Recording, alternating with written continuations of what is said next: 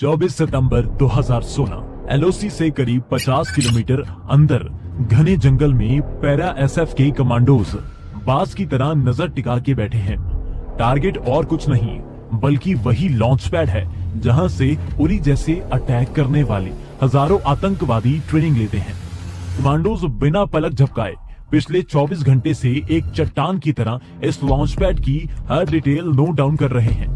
Commandos ने ध्यान दिया कि यहाँ आतंकवादी एक बड़े से शेल्टर में रह रहे हैं। चारों कोनों में पोस्ट्स हैं जिन पे स्नाइपर्स सारा दिन पहरा देते हैं और एक पूरा गोदाम हथियारों से भरा हुआ है। 24 घंटे की निगरानी में इन्हें पता चला कि यहाँ कई वांटेड आतंकवादियों का आना जाना लगा रहता है और कमांडोज तुरंत समझ गए अगर ये लॉन्च पैड सक्सेसफुली तबाह हो गया तो लगभग पूरे पाकिस्तान के आतंकवाद नेटवर्क की कमर टूट जाएगी। सर्विलियंस खत्म करके कमांडोज बिना किसी को खबर लगे अपने बेस वापस चले जाते हैं और जाते ही एक मैसेज सीधा आर्मी चीफ दलबीर सिंह को भेजते हैं। हम स्ट्राइक के लिए तैयार हैं।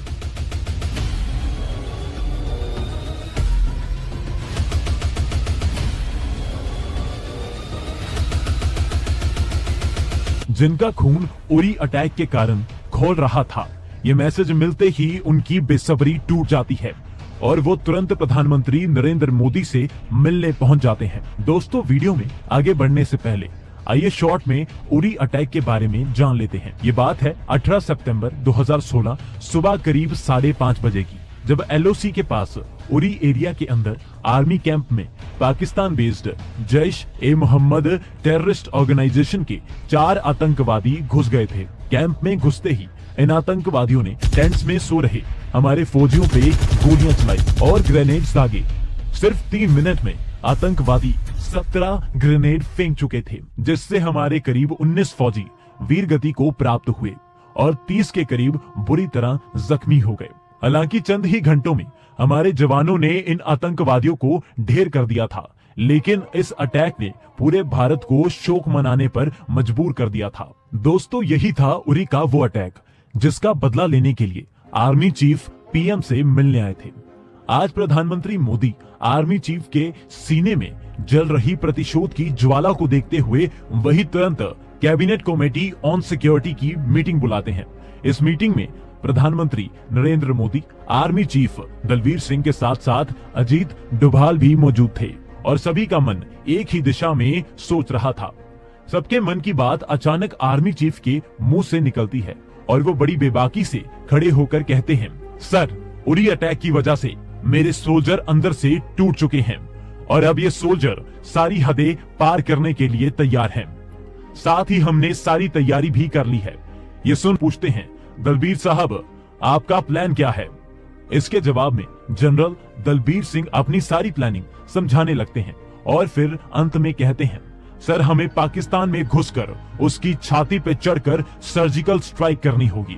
ये सुन सभी एक पल के लिए मौन हो जाते हैं, लेकिन प्रधानमंत्री मोदी इस कमरे की चुप्पी को अपनी भारी आवाज से तोड़ते हुए कहते हैं, दलबीर जी, मैं चाहता हूं आप इस प्लान को अंजाम तक ले जाओ। बस शर्त यह है कि हमारे एक भी सोल्जर को खरोंच नहीं आनी चाहिए। खुद प्रधानमंत्री से यह जवाब सुन जनरल दलबीर का उत्साह दोगुना हो जाता है और अभी इस पल से 140 करोड़ भारतीयों के गुनाहगार पाकिस्तान में बैठे उन आतंकवादियों को नरक का दरवाजा दिखाने की तैयारी शुरू हो जाती है। मीटिंग खत्म होते ही जनरल दलबीर द्वारा पहले से सिलेक्टेड 4 और 9 पैरा की सबसे घातक कमांडोज को मिशन की तैयारी करने का सिग्नल भेज दिया जाता है। ये पैरा कमांडोज की यूनिट कोई साधारण सी यूनिट नहीं है, क्योंकि इन यूनिट में वो कमांडोज हैं जिन्हें आतंकवादी अक्सर जिन कहकर पुकारा करते हैं। ये वो यूनिट है जिनका नाम सुन अक्सर आतंकवादी लड़ने से ज्यादा हथियार डालने में विश्वास करते हैं। ये वही यूनिट है जब पूरे देश में हाहाकार मच जाए तो उस समय खुद प्रधानमंत्री को इन दहाड़ते हुए शेरों को याद करना पड़ता है। 28 सितंबर 2016 दोपहर 4 बजे जनरल दलबीर से हरी झंडी मिलने के बाद से ही ये कमांडोज तैयारी में जुटे हुए थे और अपने साथियों का बदला लेने के लिए इनका खून लगातार उबाल मार रहा था। इससे पहले इनका सबर का बांध टूटता इन्हें निकलने के ऑर्डर दे दिए जाते हैं। Rocket launchers, snipers, machine guns और असॉल्ट राइफल्स के साथ अपनी जरूरत का सारा सामान लेकर ये कमांडोज भारतीय इतिहास का सबसे बड़ा बदला लेने के लिए निकल जाते हैं। और इस मिशन को सबसे खास ये बात बनाती है कि इसकी लाइव स्ट्रीमिंग खुद प्रधानमंत्री देख रहे हैं। रात 8:15 पर 10 कमांडोज की एक टुकड़ी एलओसी क्रॉस करने के लिए एक घने जंगल में पहुंच चुकी है। लेकिन ये इतना आसान नहीं है जितना हमें कंप्यूटर स्क्रीन पे लगता है, क्योंकि इन कमांडोज का रास्ता माइन से घिरा हुआ है। सांप से लेकर तेंदुआ, भालू तक हर तरह का खूंखार जानवर इन कमांडोज की मौत और जिंदगी के बीच की दूरी किसी भी वक्त खत्म कर सकता है। और अगर ये भी काफी नहीं तो पीओके में घुसने पर इनका स्वागत खुद पाकिस्तानी गोलियों से किया जा सकता है। रात 11:40 घने जंगल में करीब 3 घंटे चलने के बाद ये कमांडोज अपने पाकिस्तानी आर्मी की नाक के नीचे से एलओसी तो क्रॉस कर चुके हैं, साथ ही लॉन्च पैड से सिर्फ 15 मिनट की दूरी पे हैं।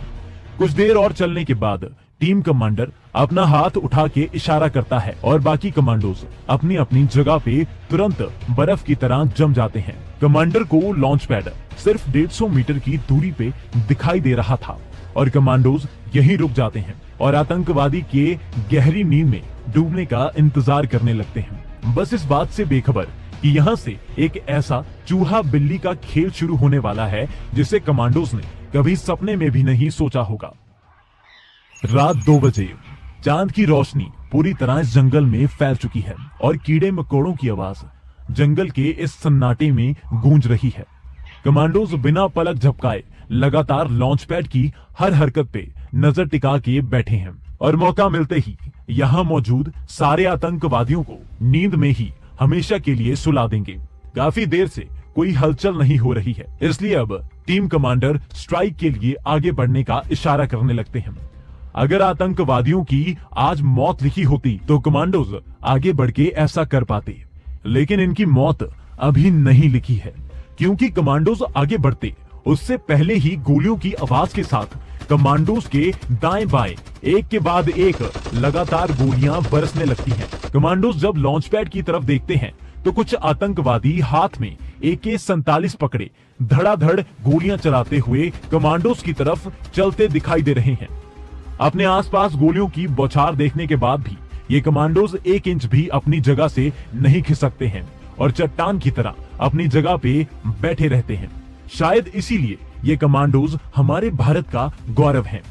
मन में आशंका का भाव लिए ये कमांडोज कुछ समझने की कोशिश करते हैं कि अचानक गोलियां चलनी बंद हो जाती हैं और सारे आतंकवादी वापस मुड़ जाते हैं। दरअसल ये इनकी ड्रिल है ताकि कोई घुसपैठ न कर पाए, लेकिन अब कमांडोज को कुछ देर और इंतजार करना पड़ेगा जब तक ये सभी सो नहीं जाते। सुबह 5:30 बजे अब सभी आतंकवादी सो चुके हैं और सूरज की पहली किरण भी दिखाई देने लगती है। मौसम एकदम खिलखिला रहा होता है कि तभी एक जोर से आवाज आती है और आग का बादल हवा में उड़ता दिखाई देता है। दरअसल हमारे पैरा एसएफ के इन कमांडोज ने अपने प्रतिशोध की अग्नि इन आतंकवादियों पे बरसानी शुरू कर दी है।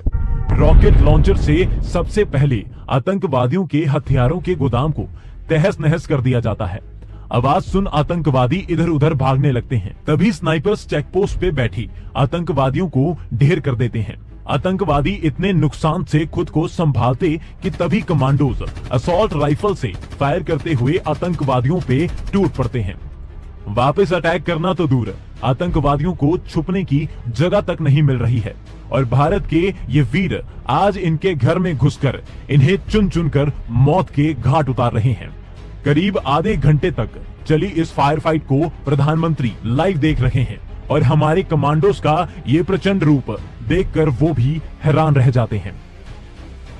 सुबह 6 बजे अब तक कमांडोज सारे आतंकवादियों को उनकी सही जगह यानी नरक तक पहुंचा चुके हैं और अब समय है घर वापसी का। अगर सब कुछ सही से होता तो ये कमांडोज अब वापस पहुंचने के लिए निकल जाते, लेकिन सब कुछ सही से नहीं होता है।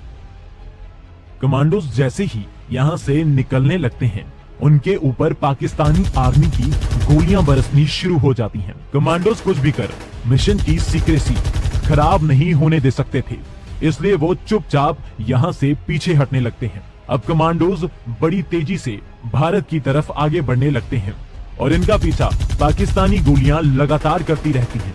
लेकिन जैसे जैसे कमांडोज एलओसी के करीब पहुंच रहे हैं, उनकी मुश्किलें कम होने की जगह और बढ़ती जाती हैं, क्योंकि एक कमांडो का पैर माइन पे पड़ जाता है और वो छलांग लगाता उससे पहले ही कमांडो का पैर बुरी तरह जख्मी हो जाता है। बाकी कमांडोज तुरंत इस कमांडो को फर्स्ट एड देते हैं, लेकिन दर्द में कोई आराम नहीं मिलता है, इसलिए ये तेजी से एलओसी की तरफ बढ़ने लगते हैं। कुदरत इतनी भी सख्त नहीं है, क्योंकि ये कमांडोज जैसे ही एलओसी के पास पहुंचते हैं, इनके बैकअप में करीब 150 और कमांडोज तैयार खड़े हैं और वो तुरंत पाकिस्तानी आर्मी पे फायरिंग खोल देते हैं और पाकिस्तानी आर्मी पीछे हटने लगती है। इधर से कमांडोज फटाफट एलओसी क्रॉस कर जाते हैं। एलओसी क्रॉस करते ही जख्मी कमांडो को तुरंत हेलीकॉप्टर में बिठाकर श्रीनगर आर्मी हॉस्पिटल भेज दिया जाता है और खुशकिस्मती से कई देर ऑपरेशन चलने के बाद ये कमांडो का पैर तो वापस नहीं जुड़ा, लेकिन हमारा ये वीर सही सलामत बच जाता है। दोस्तों, इसी तरह एक दूसरी स्ट्राइक भी इंडियन कमांडोज की टीम ने इस लॉन्च पैड से 100 किलोमीटर दूर की थी। वहां पर भी सक्सेसफुली आतंकवादियों को ढेर कर हमारे जवान वापस सही सलामत इंडिया आए थे। सुबह 11 बजे भारत सरकार प्रेस कॉन्फ्रेंस बुलाती है और पूरी दुनिया के सामने अपने फौजियों के समर्थन की गाथा सुनाती है। पैरा एसएफ के रेजिमेंटल सेंटर में और यहाँ तक कि पूरे देश में ये खबर सुन सभी को भारतीय सेना पे अटूट विश्वास रखने पर गर्व होने लगता है और यहाँ तक कि करीब 4 महीने बाद 26 जनवरी के दिन इस मिशन में शामिल कई कमांडोज को मेडल से नवाजा जाता है। दोस्तों, कुछ इस तरह हमारे देश की रक्षा के लिए अपनी हर सांस कुर्बान करने वाले ये फौजी पीओके में घुसकर वहां मौजूद आतंकवादियों को मौत के घाट भी उतारते हैं और बिना कोई खरोंच लगे अपने देश में वापस भी आ जाते हैं। तो दोस्तों, कमेंट्स में बताओ, क्या आपको लगता है अगर हमारी सेना को छूट दे दी जाए तो ये चीन को भी उसकी हैसियत दिखा सकती है? और अगर आपको देखना है कैसे रॉ के इन कमांडोज की तरह पाकिस्तान में घुसकर आईएसआई के आदमी को असैसिनेट किया था, तो ये लेफ्ट वाली